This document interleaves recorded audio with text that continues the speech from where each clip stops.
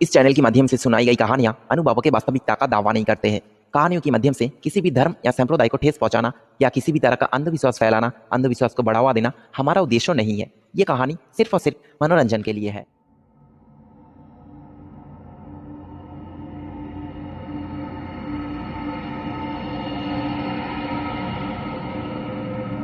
आज की जमाने में आपको ऐसे लोग बहुत ही कम दिखने को मिलेंगे जो भूत, प्रेतात्मा, तंत्र मंत्र इन सब चीजों पर विश्वास रखते हैं।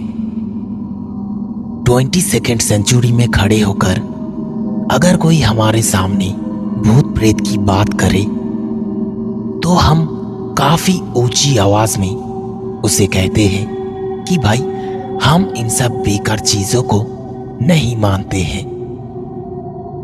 लेकिन अगर सच कहा जाए तो एक बात आपको भी मानना पड़ेगा, चाहे आप भूत प्रेत को माने या ना माने। हम इंसान की जिंदगी में एक ना एक बार कभी ना कभी ऐसा कुछ अजीबोगरीब, भयानक, रहस्यमय घटना घटती है जिन घटनाओं के पीछे का राज हजारों कोशिश करने के बाद भी हम जान नहीं पाते। कुछ लोगों का ऐसा भी कहना है कि शहर से ज्यादा गांव में ये भूत प्रेत की घटनाएं ज्यादा होते हैं।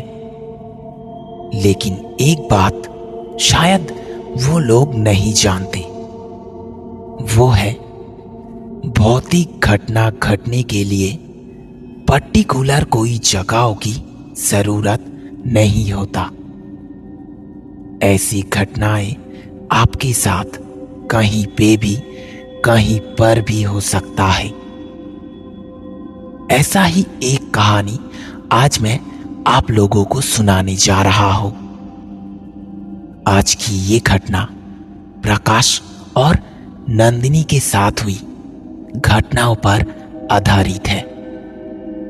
प्रकाश उन लड़कों में से था जो भूत, प्रेत, पैरानॉर्मल एक्टिविटीज इन सब चीजों को बिल्कुल भी नहीं मानता था। अपने रिश्तेदार के सामने, दोस्तों के सामने, सबके सामने ऊंची आवाज में कहता था कि मैं इन सब बेकार चीजों को नहीं मानता हूं। लेकिन एक चीज जो हमेशा देखा जाता है कि जो लोग भूत प्रेत को नहीं मानता है, सबसे ज्यादा इंटरेस्ट उन्हीं लोगों के अंदर ही देखा जाता है ये सब भूत प्रेत को लेकर। इसी तरह प्रकाश को भी भूतों की किताबें पढ़ना, कहानी सुनना, हॉरर मूवी देखना बहुत अच्छा लगता था। उसका एक अजीब शौक था कि अगर ये भूत प्रेत सच में है तो एक बार प्रकाश उसे अपनी आंखों से देखना चाहता है।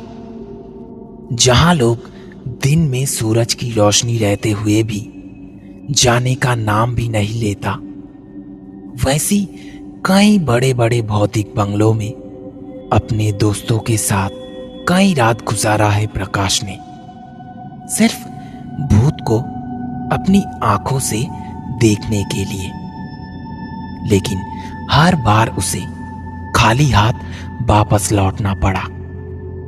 इसी तरह प्रकाश के अंदर एक ऐसी भावना मौजूद हो गया कि असल में ये भूत प्रेत कुछ नहीं होता। इनके अस्तित्व सिर्फ इंसान की कल्पना में ही रहता है। लेकिन अचानक उसके अपने घर में ही उसके साथ घटना शुरू हुआ, एक ऐसा अद्भुत घटना जिन घटनाओं की वजह से उसका वो सारा भावना एकदम बदल गया।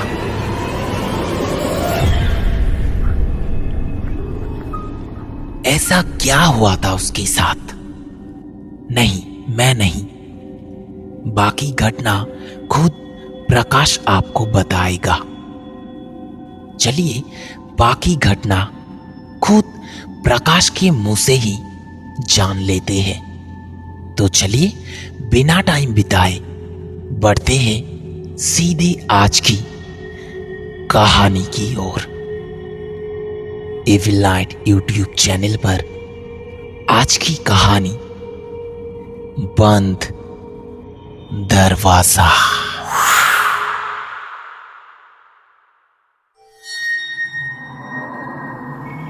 डर की एक सच्ची कहानी एविल नाइट में राहुल के साथ।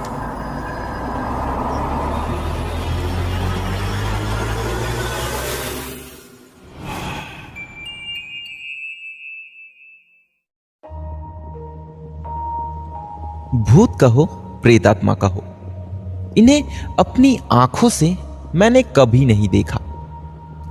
बहुत कोशिश की है मैंने एक भूत से मुलाकात करने की। अपने दोस्तों के साथ मिलकर बड़े बड़े भौतिक बंगलों में, कब्रिस्तान में, शमशान में, जंगल में कई रात गुजारा है मैंने। सुना था शहर से ज्यादा गांव में ये भूत प्रेत ज्यादा दिखाई देते हैं, लेकिन आज तक कहीं पे मुझे एक भी भूत नजर नहीं आया। इसलिए भूत को मैं नहीं मानता। लेकिन उस रात मेरे दरवाजे के पीछे कौन आया था? नहीं, बीच में से नहीं। चलिए ये घटना आपको शुरुआत से कहते हैं। मैं हूं प्रकाश, एक शादीशुदा लड़का। शादी के बाद एक खास बात जो मुझे पता चला वो है अपनी बीबी को खुश रखने के लिए धन, दौलत, शोहरत, अपनी जवानी, इन सब के साथ साथ और भी एक चीजों की बहुत जरूरत होते हैं। वो है अपने घर में बेडरूम के साथ अटैच्ड एक काफी खूबसूरत बड़ा सा बाथरूम।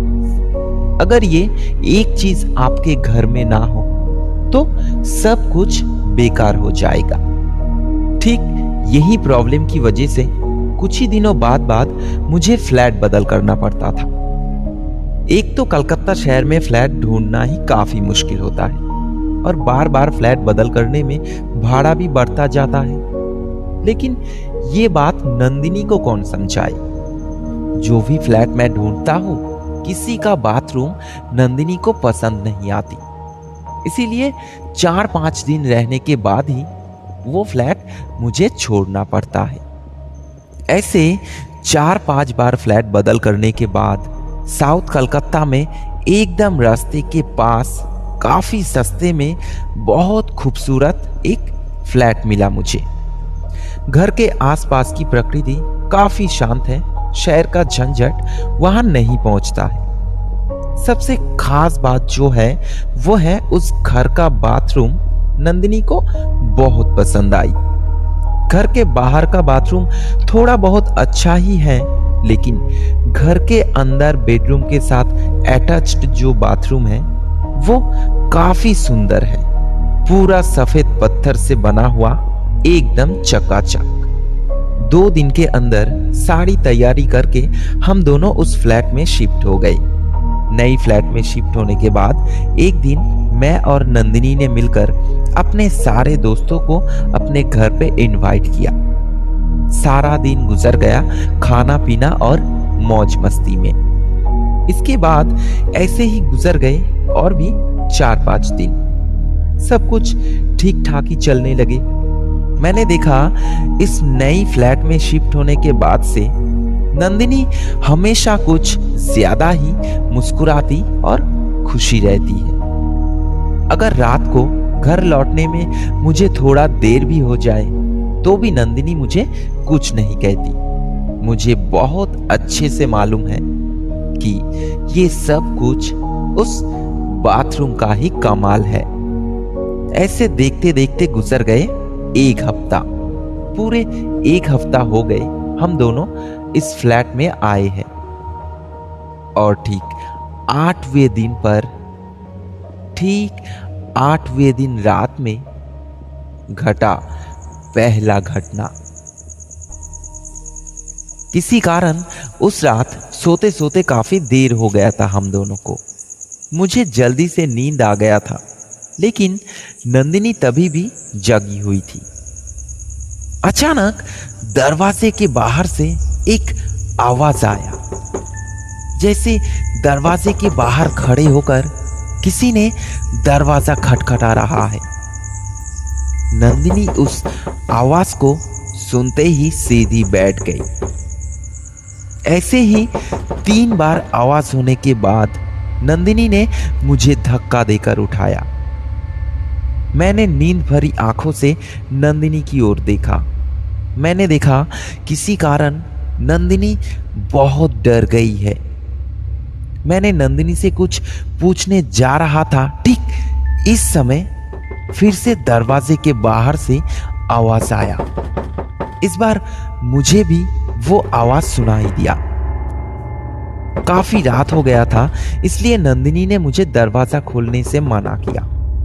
मुझे लगा कि अगर मैं नंदिनी की बात सुनकर दरवाजा ना खोलूं और ऐसे ही सोए रहूं, तो शायद नंदिनी मुझे डरपोक भी समझ सकती है।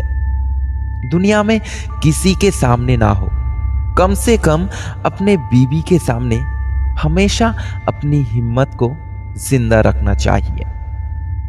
इसीलिए मैंने बिस्तर से उठकर घर का लाइट जलाया और सीधा दरवाजा खोलकर बाहर चला गया। लेकिन बाहर जाकर मैं काफी ताज्जुब हो गया, क्योंकि मैंने देखा कि बाहर कोई नहीं है। अगर वो आवाज सिर्फ नंदिनी को ही सुनाई देती तो वो बात कुछ और होता। लेकिन मैंने खुद एक बार दरवाजे पर आवाज होते हुए सुना है। कई सवाल दिमाग में लेकर मैंने दरवाजा बंद करके अंदर चले आई। नंदिनी को कहा कि किसी कुत्ता या बिल्ली ने दरवाजे से टकराया होगा शायद। ये कहकर लाइट ऑफ करके हम दोनों फिर से सो गए। ज्यादा नहीं, 5 से 10 मिनट गुजरे हैं। थोड़ा थोड़ा नींद भी आया है हमारे आंखों में। ठीक इस समय फिर से दरवाजे से आवाज आया, पिछले बार से थोड़ा जोर। नंदिनी ने इस बार जोर से चीख उठी। काफी गुस्सा होकर मैंने बिस्तर से उठने जा रहा था, ये देखने के लिए कि कौन है जो इतनी रात में ऐसा मजाक कर रहा है। ठीक इस समय नंदिनी ने मुझे रोक दिया और बहुत धीरे धीरे कही कि आवाज बाहर के दरवाजे से नहीं, बेडरूम के अंदर ही बाथरूम के दरवाजे से आ रही है। मैंने थोड़ी ध्यान से सुना। हाँ, ठीक कही नंदिनी ने, बाथरूम के दरवाजे से ही आवाज आ रहा है। मैं बिस्तर से नीचे उतर के घर का लाइट जलाया। पिछले बार लाइट जलाते ही आवाज बंद हो गया था, लेकिन इस बार धीरे धीरे होता रहा। मैंने बाथरूम का दरवाजा खोलने जा रहा था, पीछे से नंदिनी ने डरी हुई आवाज में कही, दरवाजा मत खोलो, अंदर अंदर जरूर कोई है। मैंने देखा नंदिनी बहुत डर गई है, लेकिन मैंने नंदिनी की बात ना सुनकर एक झटके से दरवाजा खोल दिया। अंदर से कोई दौड़ता हुआ बाहर नहीं आया। मैं थोड़ा इंतजार करके धीरे धीरे अंदर गया। मैंने देखा अंदर कोई नहीं है। कहीं पे एक चूहा भी मुझे नजर नहीं आया। पूरे बाथरूम को काफी अच्छे से देखने के बाद मैंने नंदिनी को भी अंदर बुलाया। नंदिनी ने भी देखा कि उसकी प्यारी बाथरूम के अंदर कहीं पे कोई चूहा नहीं है। इस बार नंदिनी ने थोड़ी शांत होकर कही, अच्छा तो ये आवाज कहाँ से आ रही थी? मैंने थोड़ा हंसकर कहा, हवा का धक्का होगा शायद। ये सुनकर नंदिनी ने थोड़ी चिल्लाकर कही, नहीं, कभी नहीं, हवा की धक्के से ऐसी आवाज कभी नहीं हो सकती। मैंने कहा, हवा की धक्के से नहीं तो कैसे होगा? अंदर तो कोई नहीं है, ये तो तुमने खुद ही देखा। अर्थात डरने का भी कोई ज़रूरत नहीं है। फिर से दरवाज़ा बंद करके लाइट को ऑफ करके हम दोनों बिस्तर पर जाकर सो गए। इस बार बिना कुछ कहकर 5-10 मिनट तक हम दोनों चुपचाप जागता रहा, इसलिए कि और कोई आवाज़ होता है कि नहीं। लेकिन उस रात और कोई आवाज़ नहीं हुआ। थोड़ी देर तक जगे रहने के बाद हम दोनों ही डूब गए गहरी नींद में। अगले दिन सुबह नींद से उठने के बाद मैं और नंदिनी ने मिलकर फिर से एक और बार पूरे बाथरूम को काफी अच्छे से देखा, क्योंकि अगर कुछ भी ना हो तो भी एक मुसीबत यहां जरूर है। वो है नंदिनी के उस प्यारी बाथरूम के अंदर अगर चूहा रहा तो शायद मुझे ये फ्लैट भी छोड़ना पड़ेगा। लेकिन हम दोनों को कहीं पे कोई अद्भुत चीज दिखाई नहीं दिया। मैंने नंदिनी को समझाने की कोशिश की। मैंने कहा, दिन में सूरज की रोशनी में जहां सब कुछ नॉर्मल सा दिखाई देता है, वहीं पे जब रात का अंधेरा छा जाता है तब छोटे छोटे चीजों को भी बड़ा अद्भुत महसूस होने लगता है। अर्थात कल रात का वो आवाज वैसा ही कुछ होगा शायद। ये कहकर मैं जल्दी से तैयार होकर ऑफिस के लिए निकल पड़ा। उस दिन शाम को मैं थोड़ा जल्दी लौट आया घर पे। नंदिनी मुझे देखकर बहुत खुश हुई। मैं नंदिनी को साथ लेकर रात की शो में एक मूवी देखने गया। पिछले रात के उस घटना को लेकर हम दोनों ने एक बार भी बात नहीं की। बाहर से रात का खाना खत्म करके हम दोनों जब घर पहुंचा तब रात करीब 11 बज गए थे। नंदिनी ने सोते सोते कही, आज ना काम वाली कह रही थी कि जो भी इस फ्लैट को खरीदता है 2-4 दिन रहने के बाद ही फिर से इस फ्लैट को बेचकर यहां से चला जाता है। मैंने कहा, क्यों?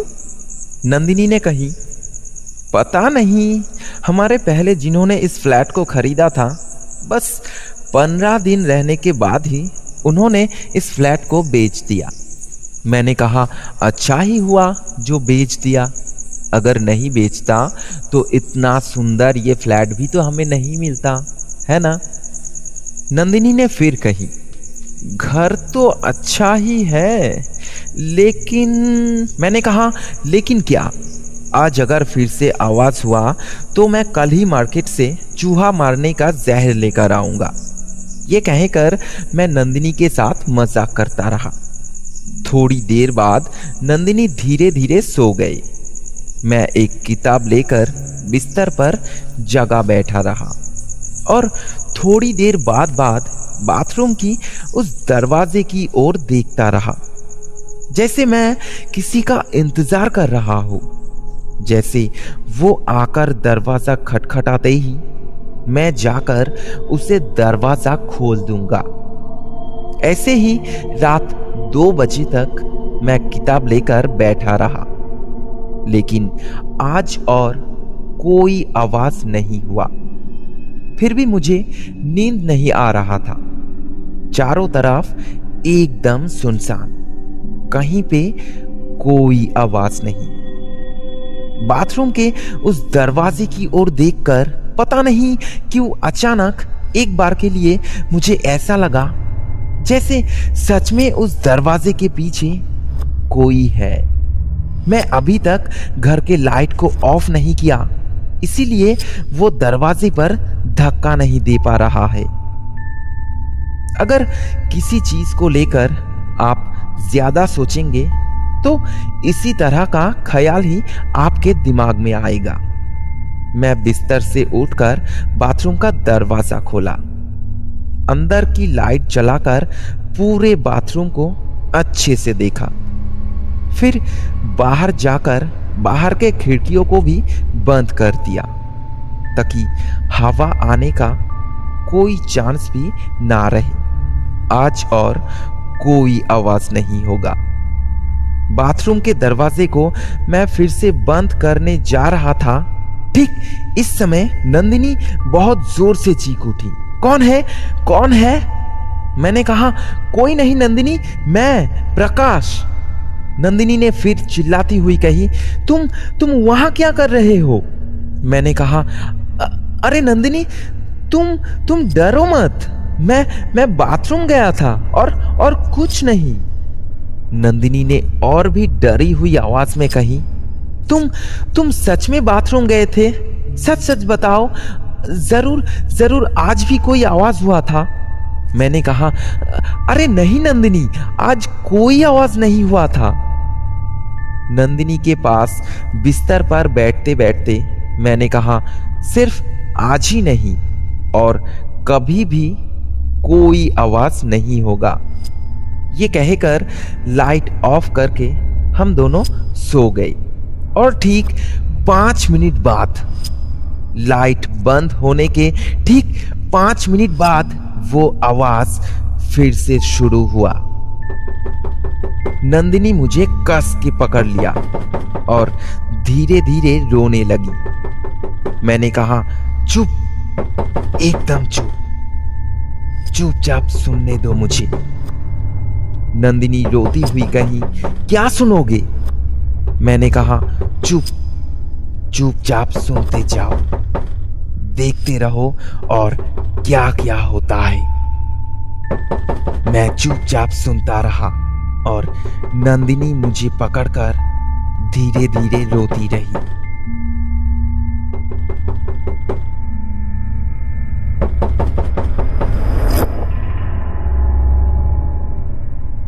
और भी 2-4 बार आवाज हुआ, पर उससे ज्यादा और कुछ नहीं।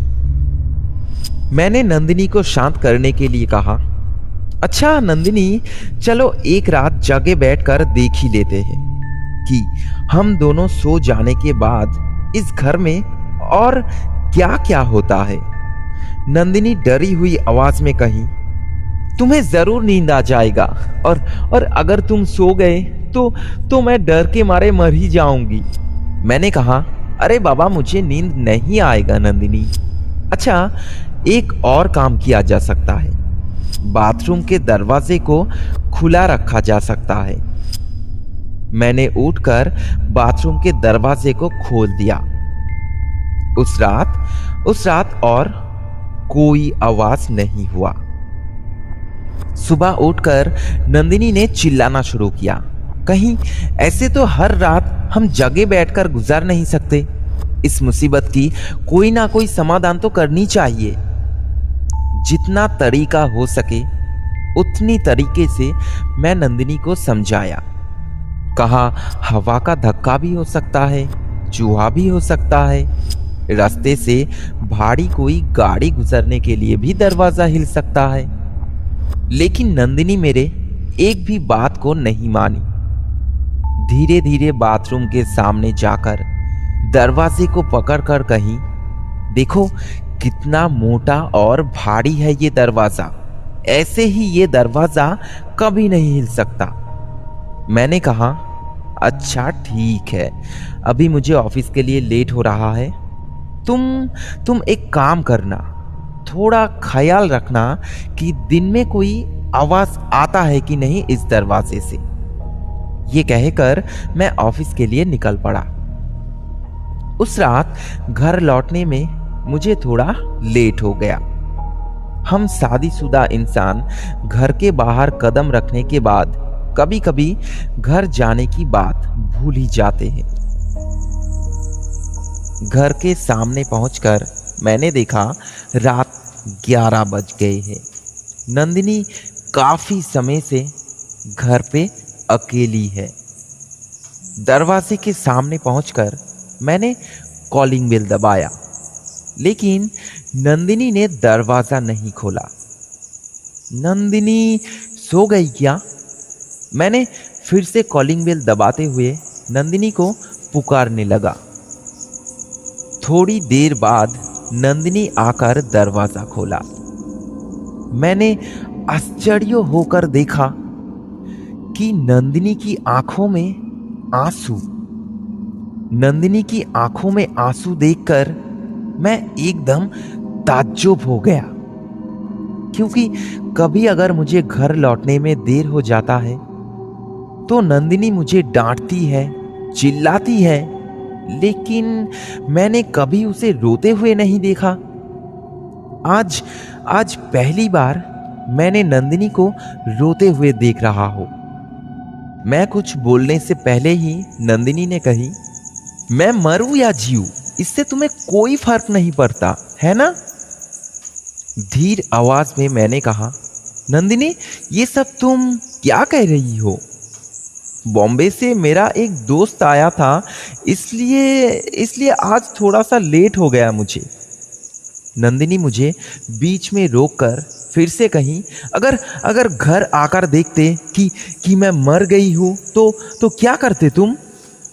मैंने कहा, छी नंदिनी, ऐसे उल्टा पल्टा बात क्यों कर रही हो तुम? क्यों, क्या हुआ था? तुम किसी कारण डर गई थी क्या? क्या आज भी उस दरवाजे पर? नंदिनी ने कही, नहीं, दरवाजे पर कोई आवाज नहीं हुआ था, और जिसे दिन भर घर पे अकेली रहनी पड़ती है उसे डर कैसे लगेगी? बोलते बोलते नंदिनी फिर से रोने लगी। मैं धीरे धीरे नंदिनी के करीब जाकर कहा, सॉरी नंदिनी, ऐसी गलती मुझसे और कभी नहीं होगा। नंदिनी ने कही, तुमने ये बात पहले भी कई बार कहा है, तुम्हें पता है इस फ्लैट में एक लड़की ने खुदकुशी किया है। मैंने कहा, किसने बताया तुम्हें? नंदिनी ने कही, आज बगल वाली घर वालों से पता चला है मुझे। वो लड़की देखने में बहुत खूबसूरत थी और मेरी ही उम्र की थी। मैंने हंसते हुए कहा, अच्छा ठीक है, अभी तुम अपनी ये हॉरर फिल्मों की कहानी बंद करो और सुनो, मैं बाहर से खाना खाकर आया हूँ। हाँ, बहुत नींद आ रहा है। नंदिनी ने और कुछ नहीं कहा। वो थोड़ी देर तक चुपचाप होकर बिस्तर के सामने खड़ा रहा। मैं कपड़े बदलकर सोने जा रहा था। अचानक नंदिनी ने बहुत डरी हुई आवाज में कही, मैं बाथरूम जाऊंगी, लेकिन मुझे डर लग रहा है। मैंने हंसते हुए कहा, अरे तुम्हें डर क्यों लग रहा है? घर पे लाइट तो जल ही रहा है और मैं भी तो हूं ना। इस बार नंदिनी की आवाज अचानक थोड़ी बदल गई। गंभीर आवाज में कही, मैं बाथरूम जाने के बाद तुम बाहर से दरवाजा तो नहीं बंद कर दोगे? ये बात सुनकर मैं एकदम चौंक गया। कहा, ये सब तुम क्या कह रही हो नंदिनी? मैं दरवाजा बंद कर दूंगा, लेकिन क्यों? नंदिनी ने फिर कही, सच सच बताओ, तुम दरवाजा तो नहीं बंद कर दोगे? मुझे बाथरूम के अंदर बंद करके तो नहीं रखोगे? बोलते बोलते नंदिनी जोर जोर से रोने लगी। मैंने झट से नंदिनी की करीब जाकर उसकी दोनों हाथ पकड़कर कहा, अरे नंदिनी, क्या हुआ तुम्हें? ये सब तुम क्या बोली जा रही हो? क्या तुम मुझे विश्वास नहीं करते हो? तुम्हें इतना भी भरोसा नहीं है मुझ पर? इस बार नंदिनी थोड़ा शांत हुआ। खुद को थोड़ा संभलकर धीरे धीरे कही, तुम्हें पता है, उस लड़की की बॉयफ्रेंड एक रात बहुत गुस्सा होकर उस लड़की को बाथरूम के अंदर बंद करके रखा था। उस लड़की ने बहुत बार दरवाजा धक्काया था, लेकिन फिर भी उसकी बॉयफ्रेंड ने बाथरूम का दरवाजा नहीं खोला था। आखिर में वो लड़की बहुत शर्मिंदा होकर बाथरूम के अंदर ही खुदकुशी कर ली थी। मैंने चिल्लाकर नंदिनी को कहा, सब बकवास है। तुम्हें क्या लगता है वो लड़की रोज रात में आती है हमारे घर में और दरवाजे पर धक्का देती है? अगर आती है तो आने दो उसे, हमें कोई नुकसान तो नहीं पहुंचाती है वो। मैंने काफी समय से नंदिनी को समझाया। फिर एक समय वो धीरे धीरे सो गई। मैं घर का लाइट ऑफ करके अंधेरे में चुपचाप बाथरूम के दरवाजे के सामने खड़ा रहा। सुना है भूत प्रेत रोशनी में नहीं आता है। अगर वो बेचारी लड़की एक बार आकर दरवाजा खटखटाई तो मैं अंधेरे में ही दरवाजा खोलकर उसे देखूंगा। सिर्फ यही तमन्ना दिल में लेकर मैं चुपचाप अंधेरे में खड़ा रहा। ऐसे देखते देखते करीब 1 घंटा गुजर गया, लेकिन कुछ नहीं हुआ। कहीं पे कोई आवाज नहीं हुआ। आखिर में निराश होकर मैं बिस्तर पर सोते ही दरवाजे पर एक जोर सा आवाज। नंदिनी बहुत जोर से चीख उठी। मैं बिस्तर से नीचे उतर के बाथरूम का दरवाजा खोलकर सीधा अंदर चला गया। मुझे ये उम्मीद थी कि मैं उस लड़की को देख पाऊंगा, लेकिन नहीं, कोई नहीं है। अंधेरे में भी मुझे कोई नजर नहीं आया। सिर्फ अंधेरा, गहरा अंधेरा।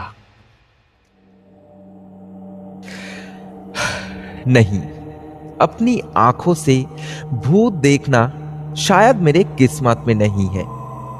शायद किसी वजह से वो मेरे नजरों के सामने नहीं आना चाहते हैं। लेकिन उस दरवाजे के पीछे कौन था? क्यों बाथरूम के दरवाजे से रोज रात आवाज आता था? ये मुझे आज भी नहीं पता चला। फिर से मुझे फ्लैट बदल करना पड़ा नंदिनी की वजह से। लेकिन इस फ्लैट का बाथरूम उतना अच्छा नहीं है। लेकिन नंदिनी अब और कोई शिकायत नहीं करती है।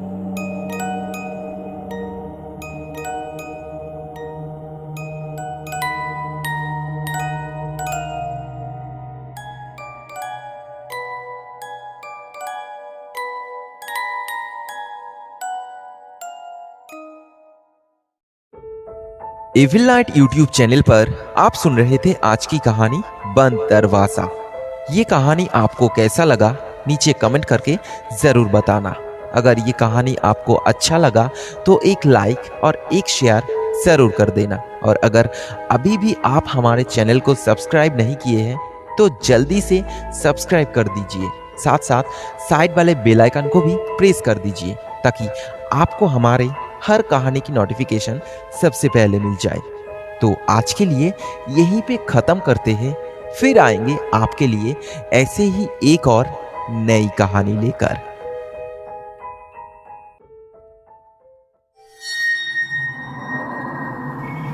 डर की एक सच्ची कहानी एविल नाइट में राहुल के साथ।